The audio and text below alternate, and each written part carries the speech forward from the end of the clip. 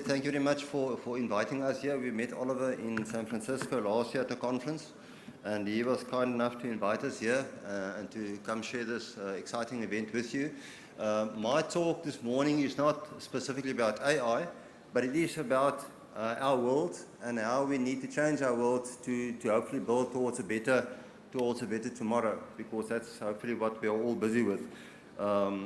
As he said, I'm a quantity surveyor. I know there's a lot of quantity surveying who is very strongly presented here in Singapore.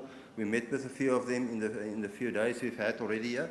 And you also have a very active Green Building Society and Green Building Council, and that's the work that we've been doing. And this study of mine, I've been busy on this study since 2014, so it's 10 years now that this study is ongoing, and it's still continuing. There's much work still to be done. Actually, we are discovering that there's more and more work to be done the more you start uncovering some of the ideas about this.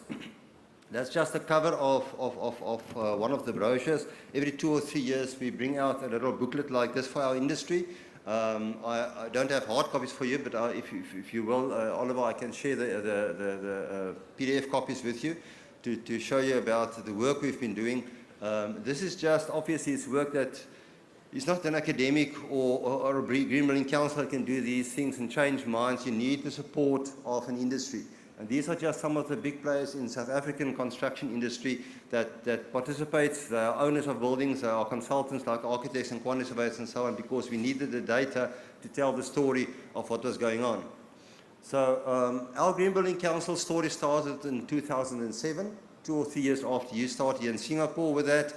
But the big challenge was that, and that was a generic all over the world thing, that people was excited about green, but green building is a new thing that's added to the construction industry. Now, construction, for those of you who actually are busy in construction, is a difficult industry. It's not rocket science, but there's a lot of risk, it's a lot of uncertainty. So to add one more new thing, very often people would rather stay away and say, let other people try it out again. And for the people that was not so intent in changing, they said, yeah, it's a very costly thing. It'll never pay back itself. Because in the end, the people that does construction, like the people who own this building and so on, does it for a bottom line. They hope to make a return on their money. And therefore, one of the big things is the upfront cost, as we call it, the capex, is so high that you'll never get a return on your money. That's one of the big reasons why people stayed out of green building. And that was what our Green Building Council was realizing. They were training and teaching about green building, but they felt they're pushing against some kind of reluctance. And then they discovered we don't have reliable cost data on how much is this. So if there's people running around there saying it's going to cost you 25 and 30% more, they don't have hard facts to tell them it's not that. Don't be scared. Let's join this thing. So we joined in 2014 our study. They went to the quantity surveyors, and it ended up on my desk, and I became involved with this. So our study started to look at the cost of green building in 2014. The first, I'd say 80-90% of the green buildings upfront in South Africa is all office buildings, new office buildings. And we decided to start there to have a comparable apples with apples type of database. We started there. We called our study, we called our study there, I don't think you can see this thing there, The Green Building in South Africa, A Guide to Costs and Trends. We already published 3 publications, 2016, 2019, 2022. Hopefully this year will be our 4th indicator, because you'll see pretty soon that over time these trends do change. We learn things as human beings. We've just had a very exciting talk just now about how quickly we change things, and sometimes we change so quickly that we become scared of our own change and the rate of which things are changing. So the whole purpose of our research was to have unbiased, consistent, credible and easily understood data that people can use to make better decisions. So the study was South African office buildings, all new buildings, up to the current data you'll see is up to the December 21, that was certified by that time, either 4, 5, or 6-star Green Star rating. We use the Australian Green Star system. It is similar to the system you use in Singapore, similar to the LEED system in the US or BREEAM in the UK. They're all very much different angles of approach to that. We included both design and as-built buildings, and they used the same rating tool. It ended up that we had at that stage 170 buildings owned by 100 different owners that we could look at. But we didn't only want to see what is the bottom line of how much more is the green buildings. We wanted to understand a little bit more so that we hopefully can feed back to our industry and to say, let's work a little bit more intelligently about our future green buildings. So first one was to look at certification level, therefore 4, 5 and 6 star, and how much that will add to the building, compare 4 star to a 6 star building, for instance. We look at location because we have a locational difference in price in South Africa. I'm from Pretoria, which is Gauteng, which is the economic heartland. It's a landlocked province. But we have different building rates if you go to Cape Town, or you go to Durban. And we wanted to see whether that was true for green building as well. We wanted to look at the size of buildings. This one here, to see if there's economy of scale. We normally know that if you build bigger, you can get better rates, and we wanted to see whether that's true for green buildings as well. We were looking at the base building cost. We're looking at the facade ratio. We all realize that green building is very much an effect of how the elements impacted on the building itself, and that means the outside compared to the inside of the building. And we wanted to see the ratio of vertical in a building to the horizontal design. That means, what does the architect do with the need for the client? How does his building look like? What's the footprint of the building? And does that have an impact on the cost of the eventual green cost of the building? Interesting, we want to have a look at the certification date. As I say, the time does have an impact, and we tend to sort of become more smarter, and we want to see how quickly we are learning about green and how, to what extent technologies and abilities and so on enable us to do green buildings better and quicker and cheaper as well. We were interested in tenant mix because many of our green buildings originally was for corporate single owners, multinationals or national companies like big banks and accountancy firms and so on. And those guys normally typically have deep pockets and they spend a lot of money, and therefore the bottom line of what the building costs is not necessarily their biggest concern. But if you just a developer that does a generic office building for any client who wants space, then the budget is very differently of big concern. And then we look at some of the other issues as well. In doing this, we realized that we need support from our quantity surveyors and people in industry. So what I did when I did the design, because that document is an Excel spreadsheet of how to secure the data. And you can see if you go further there, that little block is a standard document. We call it an elemental estimate. And all quantity surveyors really all over the world use very similar type of systems. That is just how they report costs to their clients. So this document would have all the building costs, all the specialist trades, the external works, and they report it in that column there, and they do the add-ons there to get to a bottom line. So that is typically what's in that red box, is what the client will see. And that's what was where our journey started. But we added 3 more columns there next to it. The middle column, that next column, is how much of this, which would have been a conventional building, is now being changed because you are chasing certain credits in our Green Star tool to get to a 4 or 5 star. So which, let's say your concrete budget was changed because of admixtures to your concrete, or the steel reinforcing was all from reclaimed steel, or your paint was changed, or something to the facade, let's say the windows was changed, the type of glass was changed. Then they had to reflect for us there in this column all these budgets, which of them now contain green elements and what's the value of that in green terms, the total terms as it was built on site.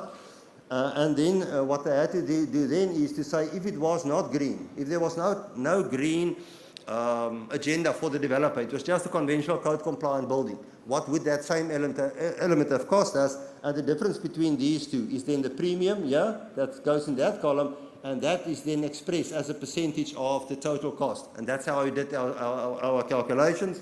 The Green Building Council was also interested in where, because in their tool there's 9 categories of materials and management and environment and traveling and so on. They wanted to know how efficient are all the ideas of greening our environment and construction, how much money is attracted to each of those things. We are also in the process of talking to our friends in the larger international footprint. We are part of PAC, Pacific Association of Quantity Surveyors, and we're trying to establish this because this is a very doable project for any place, like for instance Singapore can very easily do this. The only thing you need is an active Green Building Council and a society where there's surveyors or quantity surveyors. and to do this and to have a much larger footprint and to see how our cost patterns plays out compared to Malaysia or to Singapore or to Australia. And last year we were lucky enough or happy enough that our study here was awarded by PAX as an Academic Excellence Award. And we're very proud of that. We're very happy with that. This is just to show you some of the people involved here. This is the good people from Singapore, our surveyors here, and your local council. There's good friends from Hong Kong and Philippines, Malaysia, Australia, New Zealand, Canada, Japan, Sri Lanka. So there's 9 of the 15 or 16 countries. Ourselves make it 10, and then there's small other countries as well. So that's how we want to enroll and make this thing bigger. But let's get to the results. Let's see what we got from our results. Up to 21, 3.36%, 3.63. That's how much more money you pay to have a certified green building compared to another building. So instead of 100 million rand, you're now going to pay 103.6 million rand. But you can see the change there. The first batch of data up to 2014, the cost was almost 6%. Up to 2018, it dropped to 3.49%, and the latest batch of data was dropping to 3.15%. But all in all together, we currently sit at 3.63%. I'm very interested to see, once we've now added 2022 and 2023 data, whether that downward trend is pushing, and whether maybe over here we'll start pushing down below maybe 3%. So that's the data we found. Now, if you look back a little bit in where the population sit, you can see it's quite a skewed data set towards the right. There's quite some expensive buildings, up to about 14%, but the bulk of the buildings sits over here between 2 and 3, and 3 and 4% is almost 50% of the building. So you can clearly see that is more or less how industry have aligned itself to see that is how you do a green building, that's how much it needs to cost, not more than that. So if you're a client going in for the building and you see your green result coming between 10 and 11%, you can start asking to your architect and your engineer to say, listen, but all these guys get it for 2 and 3 and 4%. Why am I paying 10%? Am I being a difficult client or not? So it's one of the ways at which this data set is being used. I just wanted to put some graphs up there to explain some of the other concepts we're looking at. The first one is the difference between 4-star, which is the minimum rating here that we certify, then 5-star and 6-star. Not much of a difference between 4 and 5-star regarding the cost. You can see that green line there, 355, 349, but definitely a little bit more expensive if you want a top notch. That is sort of international best practice. That percentage, then it jumps to sort of roughly 10%. If you look at size, we talked about size of the building. You can see there's a definite negative correlation there downward from small buildings. The smaller buildings were sort of between 1,000 and 5,000 square meters, which is actually a quite small building. Our largest buildings were beyond 50,000, which is a sizable building. And you can see the percentage dropping from 4.62% to 2.42%. So clearly, if you're a bigger building with a bigger budget, they were able to do green more cost efficiently. This was the look at base building costs. That means how big is the budget that the client put towards the building, varying between less than 15,000 rand. Now, 15,000 rand in South African money is about 1,200 Singapore dollar more or less. Up to the most expensive buildings were more than 22,000 rand. And originally, that blue line was the first study. That was the data up to 2014. And it was quite amazing to us that instead of, we were expecting like that red line, a negative correlation. That means the larger the budget, the more money there would be to hide extra things like green. And therefore, it didn't cost much more. But what we discovered in the beginning was that the more money there was in the budget, the higher the excess was. And the only explanation was that maybe in the beginning, most of these clients here were single corporate big banks, international firms and so on, and their bottom line, as we realized, maybe is not as critical to them. You will also see the same trend in the tenant mix, where that you had that, but now the total database from the beginning to there does show the negative. That means the larger the budget, you can expect a smaller cost premium on that. That is just a year certification. No, sorry, that's a tenant mix. Single tenanted, you can see that's a corporate guys in the beginning, much more expensive in cost premium, 3% versus 8%.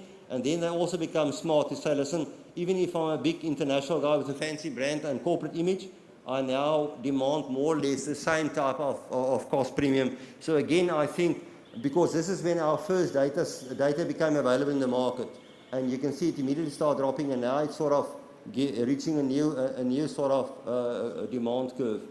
If you look at our interesting trend, that is not specifically what we were studying, it's just interesting for me. If you look at our green buildings and what does the tenant base look like, in the beginning you can see there was all corporate, there was no multiple tenant buildings, and then 2011, about 30% became generic office buildings, and then it jumped to about 15-60%, and it sort of leveled off.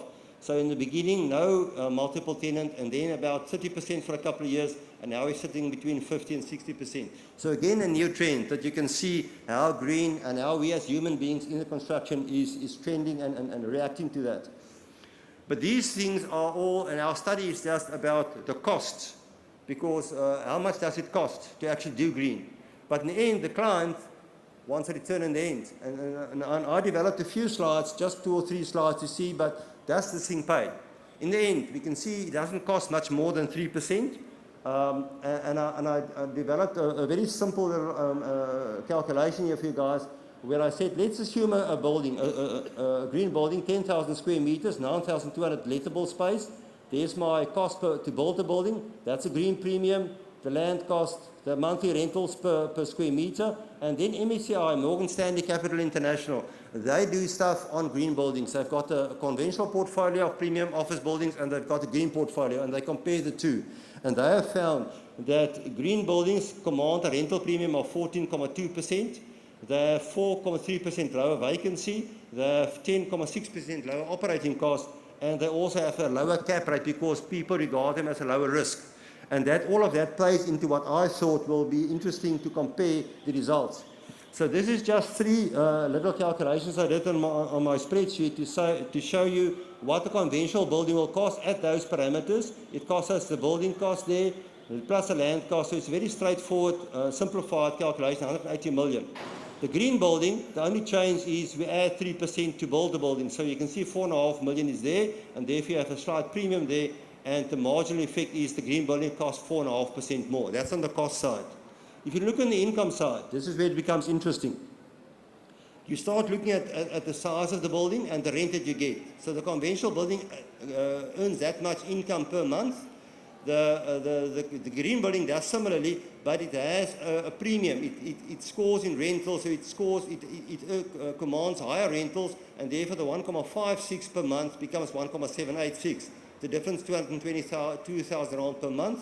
The vacancy factor is lower for green buildings, so therefore you lose less income, and the operating cost is lower, and you lose less income. And now suddenly towards the end, you can see if you take the monthly income times by 12, you sit with 12.8 million for the non-green building versus 15.2 million for the green building. And if you compare then the return and first year return, you see that the green building gives you a return of 7.16%. The green building gives you a return of 8.24, which is 15% higher. But what's interesting to me is that additional amount that you pay there, the 4.5 million more, earns you that much more. So your return on that investment in green gives you a 51.6% return. So it's not quite so simple to say, yeah, if you do that, you'll get 51% return on every money that you put into green. But if you compare the 2 sets of figures here, a non-green versus a green building, 15% more, which is quite substantial. But if all the green money that's in there earn you a 51.6% return, and then if you look at selling the building, how does people look at your cash flow stream? And I assume just an average cap rate that we use in South Africa for that. The non-green building at 12.8 million rand, at the cap rate of that will command a selling price of 161 million. The green building with a higher return and a lower cap rate will command a selling price of 202 or 41 million rand more. That's 25% more on the same set of figures, the same data. And that was what to me significant to say, if you look at the good stuff we do in green, but you also look at the business case, then I think the story sells itself. There's just some detail on our Green Council, our association, and myself, my own detail. And that's our story regarding that. Thank you very much for listening.